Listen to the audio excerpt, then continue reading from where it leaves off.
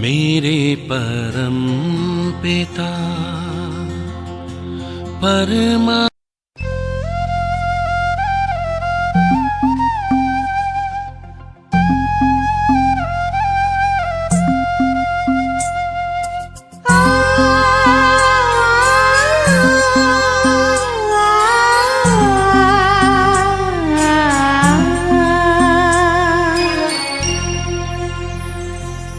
प्रभु से मिला है जीवन, प्रभु को कर दे अर्पण। प्रभु से मिला है जीवन, प्रभु को कर दे अर्पण। सबका भला हम करते चले,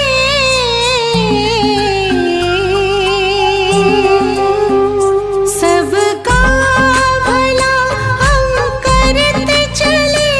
हर्षित हो धरा गगन, बस उसका कहना माने। फिर सब कुछ वो ही जाने, बस उसका कहना माने।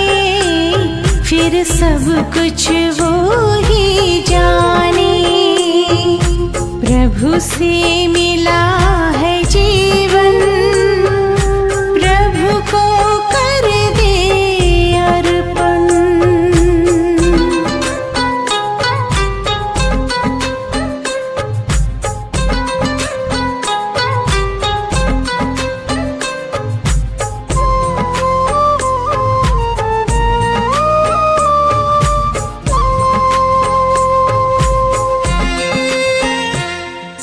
जहाँ जहाँ कदम पड़ते हैं, साथ साथ वो चलते हैं। कहीं कुछ गलत ना हो जाए, इशारे हमको करते हैं।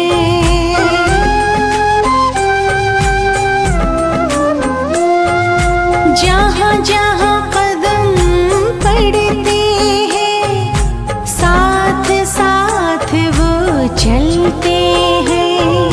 कहीं कुछ गलत ना हो जाए, इशारे हमको करते हैं।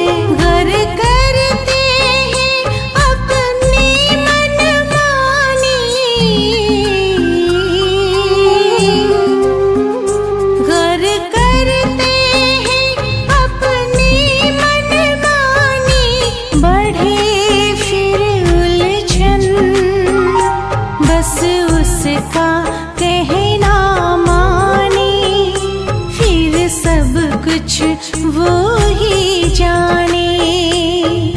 प्रभु से मिला ये जीवन, प्रभु को कर दे अर्पण।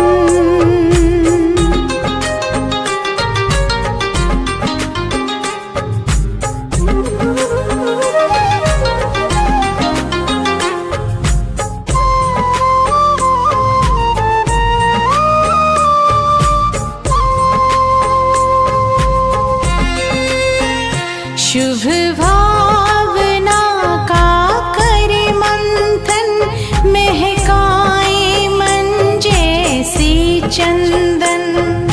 सुखी रहे सब शांत रहे, कर्म करे ऐसे कुंदन।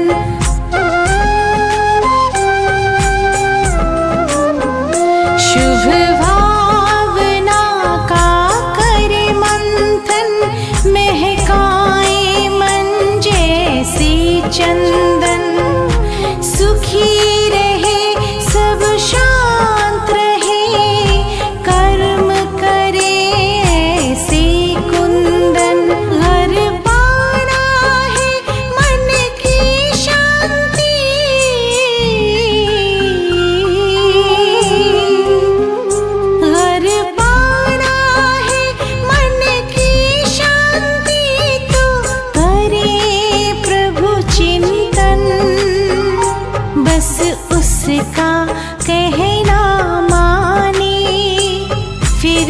सब कुछ वो ही जाने। प्रभु से मिला है जीवन, प्रभु को कर दे अर्पण। सबका भला हम करते चले, हर्षित हो धरा गगन। बस उसका कहना माने, फिर सब कुछ वो ही जाने। बस उसका कहना माने, फिर सब कुछ वो ही जाने। बस उसका कहना माने, फिर सब कुछ वो ही जाने।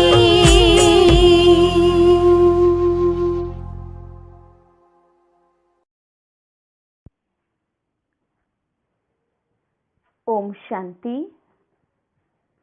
17/1/2022 बाबा के महावाक्य हैं। मीठे बच्चे, प्यार से मुरली सुनो और सुनाओ।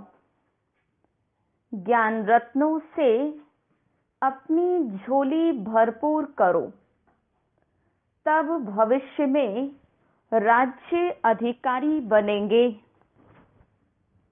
प्रश्न: शिव बाबा को भोलानाथ क्यों कहा गया है? उत्तर: क्योंकि शिव बाबा सब बच्चों की बिगड़ी को 1 सेकंड में बना देते हैं। कहते भी हैं, राजा जनक को सेकंड में जीवन मुक्ति मिली, तो एक जनक की बात नहीं, तुम सबको बाप 1 सेकंड में जीवन मुक्ति दे देते हैं।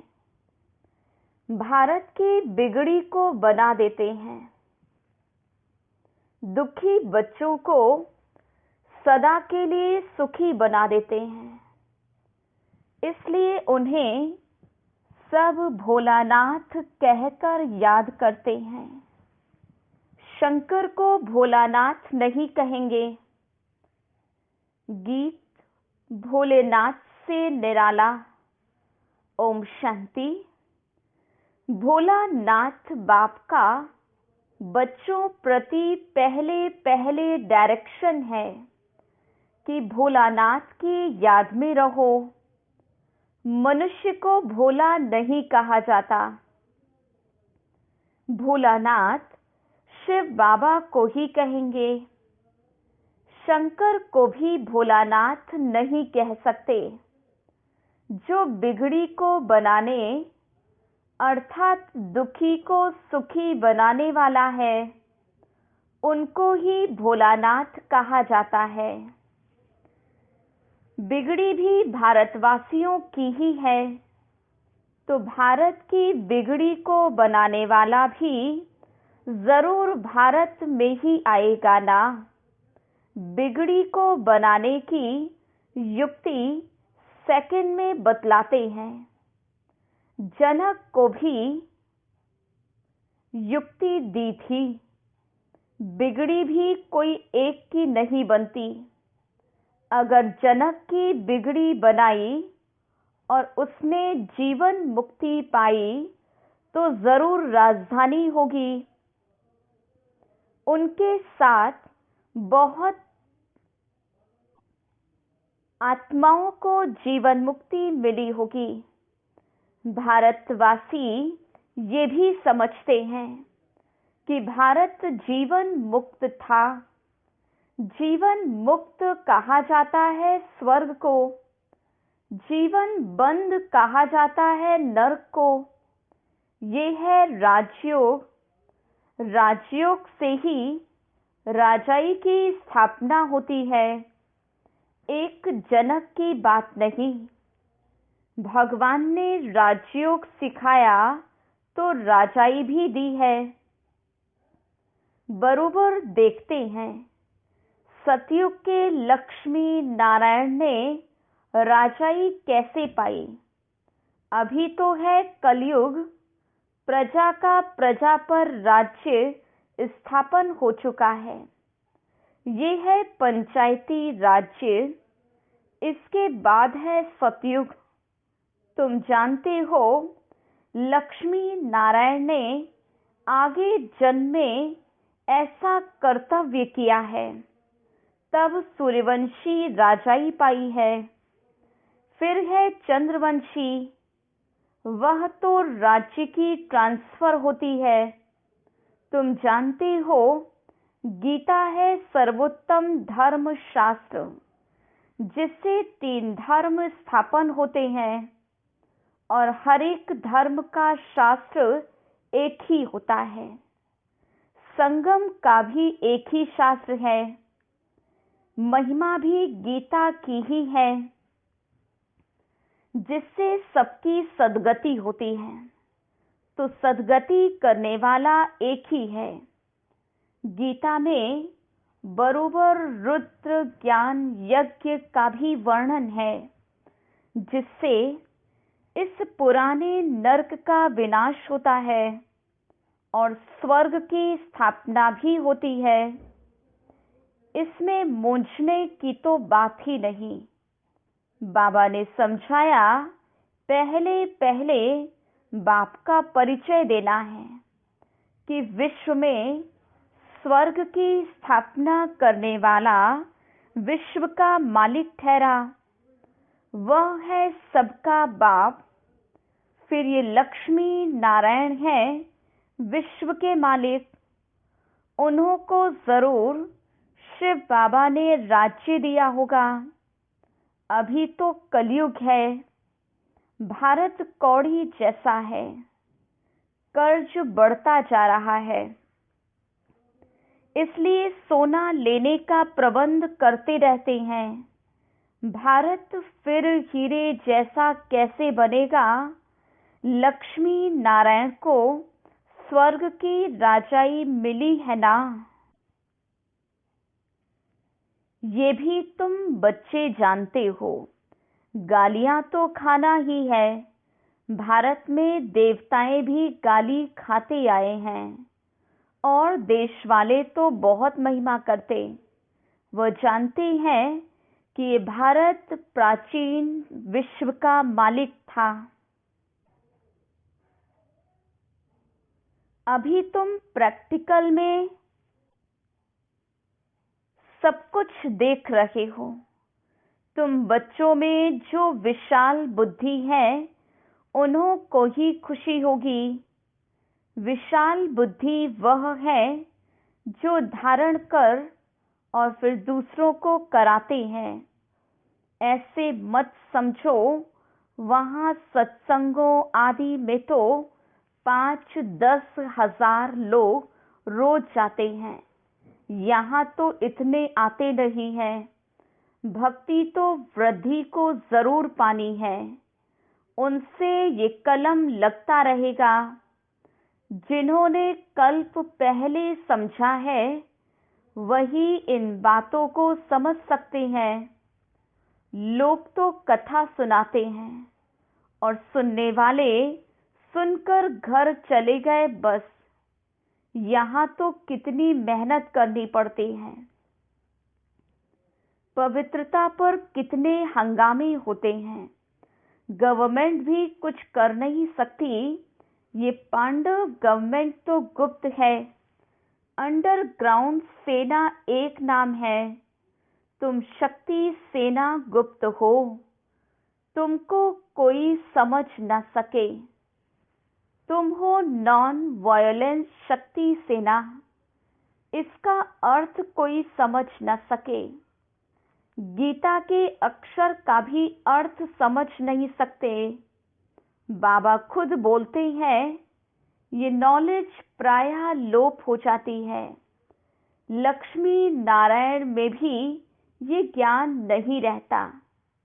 मैं जो ये ज्ञान सुनाकर राजधानी स्थापन करता हूँ, वह कोई की बुद्धि में नहीं है। ये बाबा भी गीता आदि पढ़ते थे, परंतु ये बातें थोड़े ही बुद्धि में थी। अभी देखो सेंटर्स भी कितने खुलते जाते हैं। पवित्रता पर विघ्न भी पड़ रहे हैं प्रैक्टिकल में, आगे भी पढ़ते थे। उन गीता पाठशालाओं में विघ्न की बात नहीं रहती। यहाँ तो तुम ब्रह्मा कुमार कुमारी बनते हो। ये अक्षर तो गीता में भी नहीं है। ये भी समझ की बातें हैं। प्रजापिता ब्रह्मा के बच्चे ब्रह्मा कुमार कुमारी तो हर एक मनुष्य है, न कि सिर्फ भारतवासी।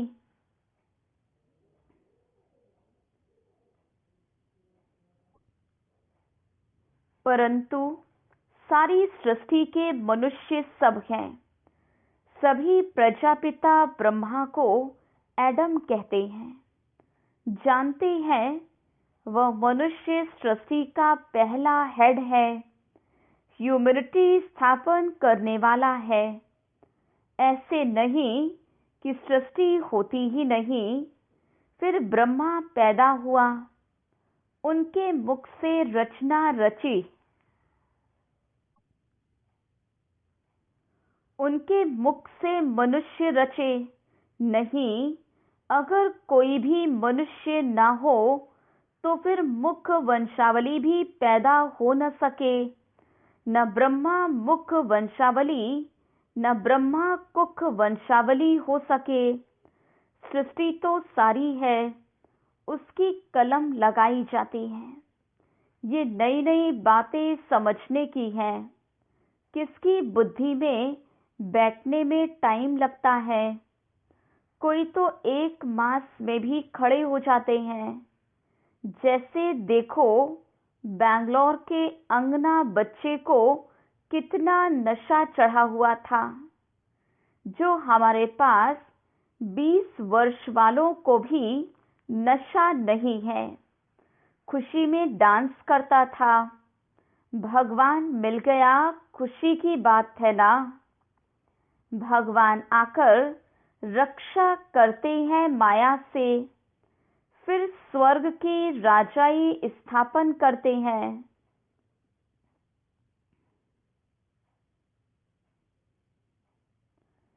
बाबा तो बहुत क्लियर समझाते हैं।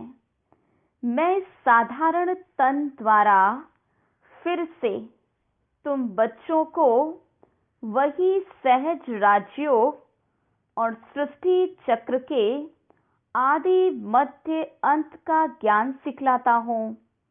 तुम कह सकते हो,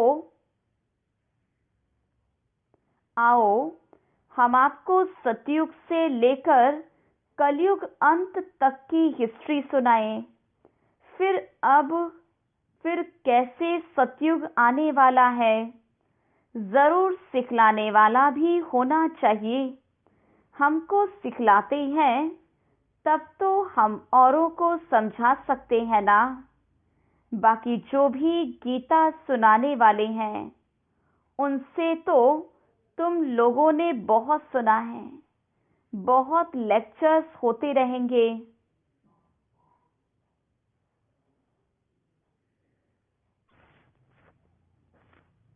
परंतु वह इस धर्म के न होने कारण इस तरफ खींचते नहीं हैं। जब तुम्हारा प्रभाव निकलेगा फिर वृद्धि होगी, धीरे धीरे वृद्धि होती रहेगी। ये तो जानते हैं भारत कितना कंगाल है। मनुष्य भूख मरते हैं, दुखी होते हैं। भगवान की भक्ति करते हैं कि आकर दुख से छुड़ाओ। तुम बच्चे जानते हो सुखी सृष्टि कब होती है। यहाँ तुम बच्चों की झोली भर रही है इन अविनाशी ज्ञान रत्नों से।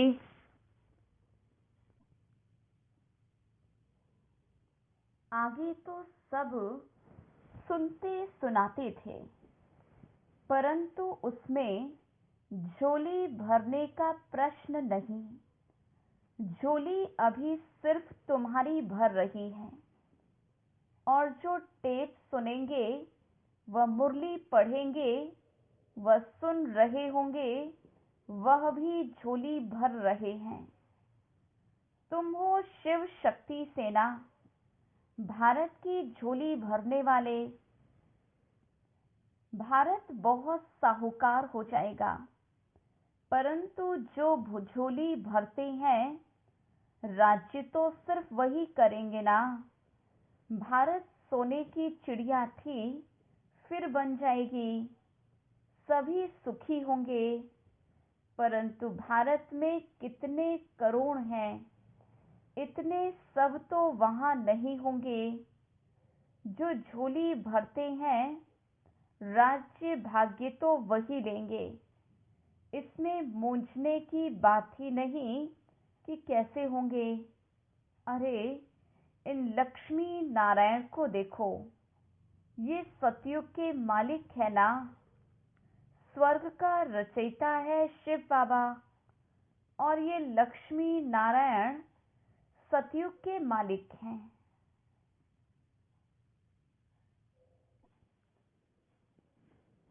जरूर आगे जन्म में पुरुषार्थ किया है, आगे वाला जन्म होगा संगम पर।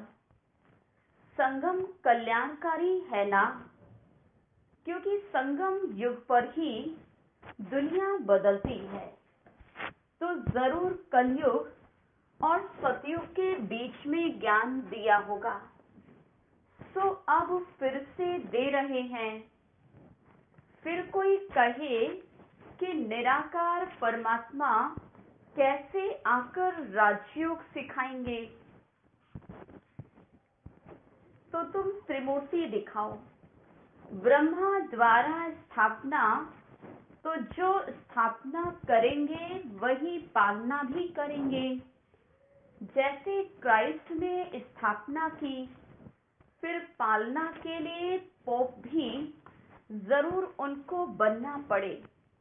वापस तो कोई जा नहीं सकते, पालना जरूर करनी है, पुनर्जन्म लेना ही है, नहीं तो सृष्टि बढ़ेगी कैसे।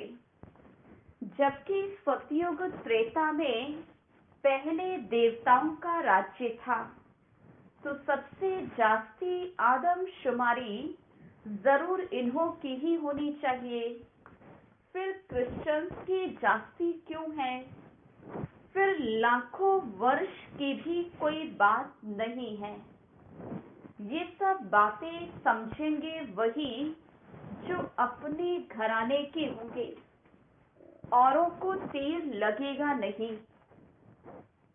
ये ज्ञान का तीर है ना।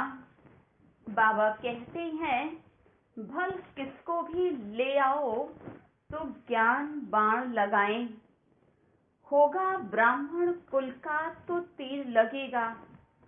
शास्त्रों में दिखाते हैं, लड़ाई में यादव कौरव मारे गए, पांडव 5 थे, फिर हिमालय पर जाकर गल मरे। अब ऐसे तो हो नहीं सकता। गाया भी जाता है, जीव घाती महापापी। आत्मा का कभी घात होता नहीं, आत्मा खुद जाकर शरीर का घात अथवा विनाश करती है। अब पांडव, जिन्हों को श्रीमत देने वाला परमात्मा था, वह जाकर पहाड़ों पर गले। ये तो हो नहीं सकता। अच्छा, वह तो 5 पांडव थे, बाकी और पांडव कहाँ गए? सेना तो दिखाई नहीं है। तुम जानते हो विनाश कैसे होगा, तुम देखेंगे भी। तुम बच्चों को साक्षात्कार भी बहुत होंगे। शुरू में तुमको बहुत साक्षात्कार होते थे। कभी लक्ष्मी को, कभी नारायण को इनवाइट करते थे। कितने साक्षात्कार होते थे। फिर पिछाड़ी के टाइम जब हाहाकार होगा, तब फिर तुमको साक्षात्कार होंगे, हंगामे होंगे, तो तुम बच्चे आकर यहाँ इकट्ठे होंगे। इसलिए मधुबन में जास्ती मकान बनाते रहते हैं। फिर तुम बच्चों को इन साक्षात्कार से खुशी में लाते रहेंगे, परंतु मासी का घर नहीं है जो सब यहाँ आ जाएं। जो सपूत बच्चे बाबा के मददगार होंगे वही आएंगे। अगर पांडव के गलने की बात होती तो फिर मकान ही क्यों बनाते। कोई भी बात में मूंझते हो तो अनन्य बच्चों से पूछ सकते हो, नहीं तो ये ब्रह्मा बाबा बैठा है, ये नहीं बता सकता तो बड़ा बाबा बैठा है। ये तो समझाया है कि अभी बहुत कुछ समझने का बाकी है। सारे चक्र का राज बाबा समझाते रहते हैं। कितनी पॉइंट्स निकलती रहती है। अजुन टाइम पड़ा है तो जरूर और भी समझाना होगा, परंतु पहले मूल बात ये जरूर लिखाना है, एकदम ब्लड से लिखवाना है कि हमको निश्चय है कि बरोबर परमपिता परमात्मा पढ़ाते हैं। ऐसे नहीं सिर्फ लिखने से ही बदल जाते हैं। कहते हैं हमने तो ऐसे ही लिख दिया, जास्ती कोई से माथा नहीं मारना है। बोलो भगवानवाज, भगवान हम शिव बाबा को मानते, वो ज्ञान का सागर सत्चित है। उनको अपना शरीर तो है नहीं, तो जरूर साधारण तन का आधार लेंगे। तो पहले पहले बाबा कहते मामेकम याद करो, देह के सब धर्म छोड़ मुझे याद करो, तो विकर्म विनाश होंगे और मेरे पास चले आएंगे। और चक्र को याद करने से तुम चक्रवर्ती राजा बनेंगे। बाबा कितना मीठा है और बनाते भी देखो कितना मीठा है। सतयुग की निशानियां हैं, वह फिर रिपीट जरूर होंगी। कलयुग भी है, अभी तुम राजयोग सीख रहे हो, विनाश सामने खड़ा है और क्या सबूत देवें। अच्छा, मीठे मीठे सिकिलधे बच्चों प्रति माता पिता बाप दादा का याद प्यार और गुड मॉर्निंग। रूहानी बाप की रूहानी बच्चों को नमस्ते। हम रूहानी बच्चों की रूहानी बाप दादा को याद प्यार, गुड मॉर्निंग और नमस्ते। धारणा के लिए मुख्य सार। पहली पॉइंट, बाप समान बनना है। भगवान आकर माया से हमारी रक्षा करते हैं, इस खुशी में रहना है। दूसरी पॉइंट, किसी भी बात में मूंझना नहीं है। सपूत बच्चा बन बाप का पूरा पूरा मददगार बनना है। वरदान,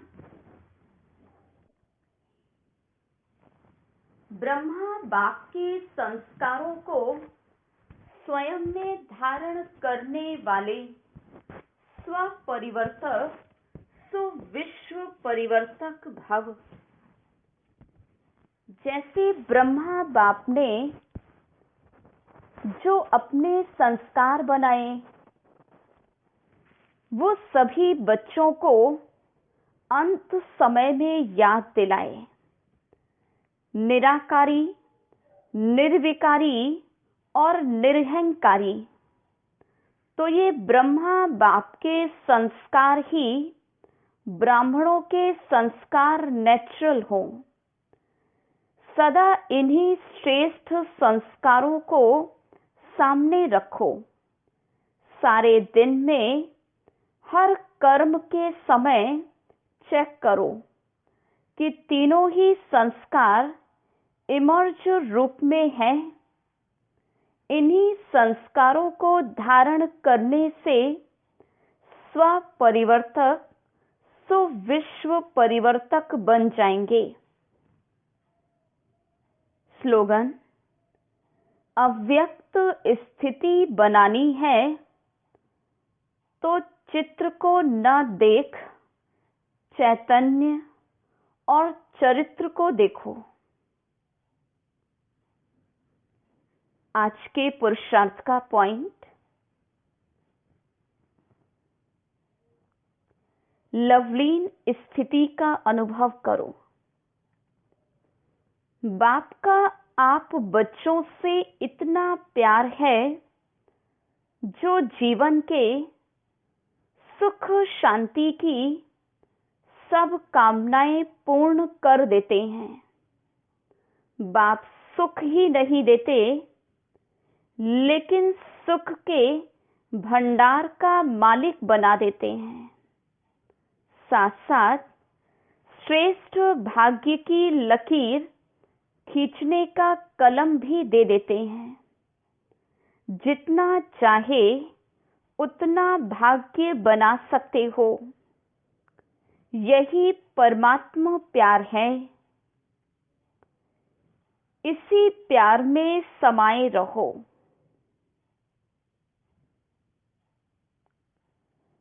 ओम शांति।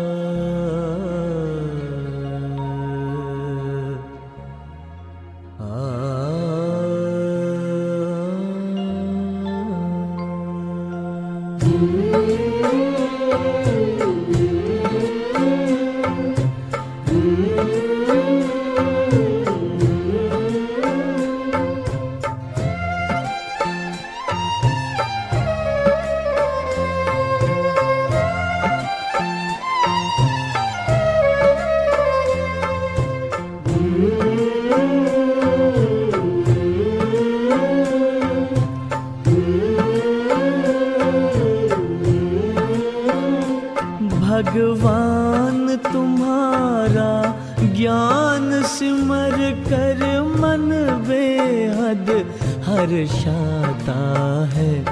आनंद मगन आत्म पंछी, आनंद मगन आत्म पंछी अंबर में कहीं खो जाता है।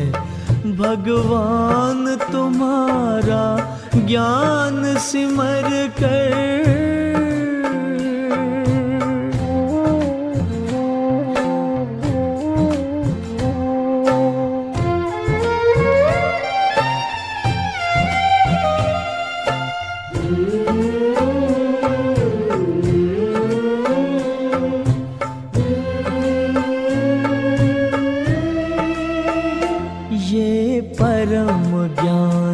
अब तक न पढ़ा न लिखा गया है किताबों में।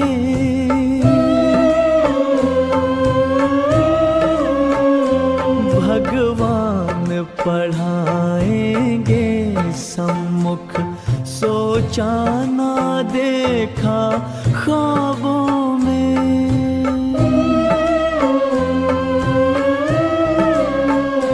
प्रभु मिलन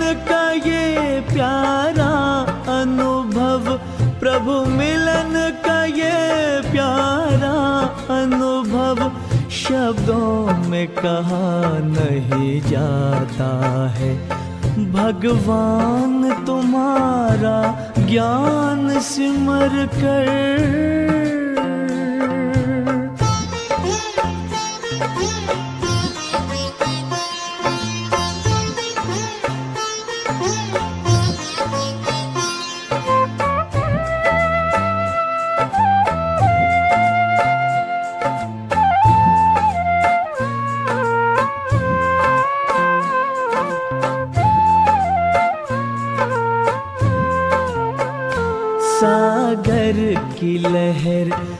लहराती है मुरली की मीठी तानों में।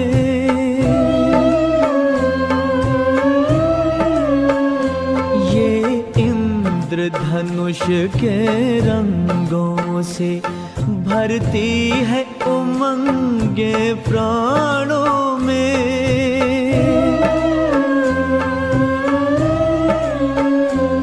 तन सिहर सिहर मन मचल मचल, तन सिहर सिहर मन मचल मचल, हर पल तेरे गुण गाता है भगवान तुम्हारा ज्ञान सिमर कर।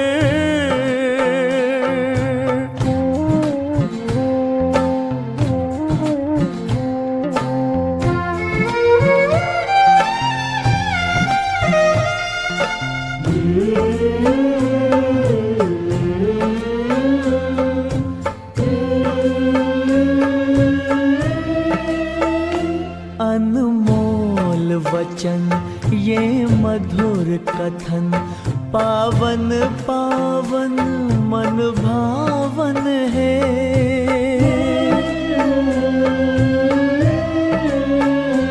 विश्वास चमकता जीवन में, मन आंगन में सुख सावन है।